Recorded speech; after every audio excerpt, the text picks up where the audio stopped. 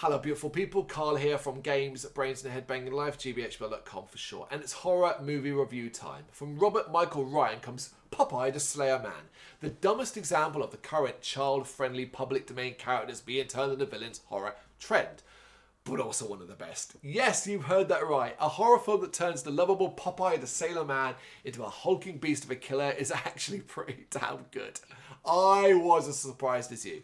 But it's all because it doesn't take itself seriously while having some heart and soul, and all because it really leans into the silliness of the character while finding inventive ways to include iconic aspects of Popeye and delivering brutal death and tons of gore. It might start off slowly, it does, but once it gets going, it is one hell of a wild and so entertaining ride.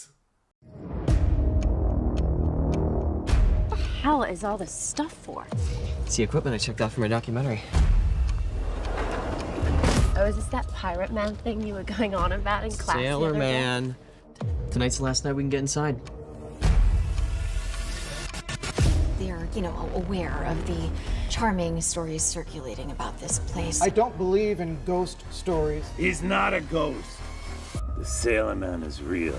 Jason Robert Stevens plays the pipe-smoking, spinach-guzzling sailor, a legend said to stalk the abandoned Anchor Bay cannery. Of course, it is just a legend, but legends have power, and Dexter, played by Sean Michael Conway, wants to make an indie film about it. Heading off to the factory with his best friend Lisa, played by Marie-Louise Bosnier, Olivia, played by Elena Giuliano, and a few others who are definitely not going to have their arms pulled off by Popeye. A solid cast, but bare-bone characters, I'm afraid.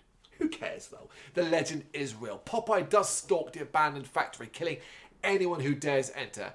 Except, there's more to this sailor than first expected. It seems as though there's something actually in this spinach, and it might be the reason why Popeye is on a murderous rampage.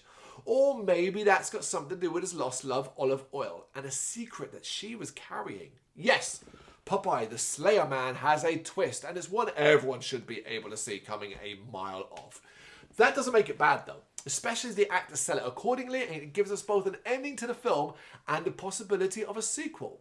The story isn't anything special overall, but there is one, and that's a plus, and it's told really well, which is another plus, giving us many reasons to enjoy this film, especially as some of it does actually tie into Popeye lore, which I couldn't believe. And that's before I even mentioned the fun Easter eggs throughout. Do you know why the factory closed down 20 years ago? There was a spinach contamination.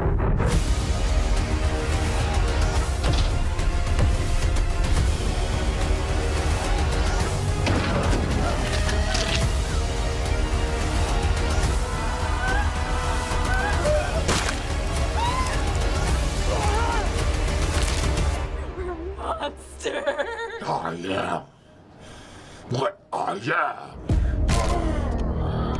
However, the real reason is that there's a ton of blood and guts, and it's very entertaining stuff. I think my favourite death was the scalping, but I also enjoyed the sight of Popeye beating someone to a bloody pulp with their own severed arm. It's not quite Terrifier levels, but it's still one hell of a bloody film.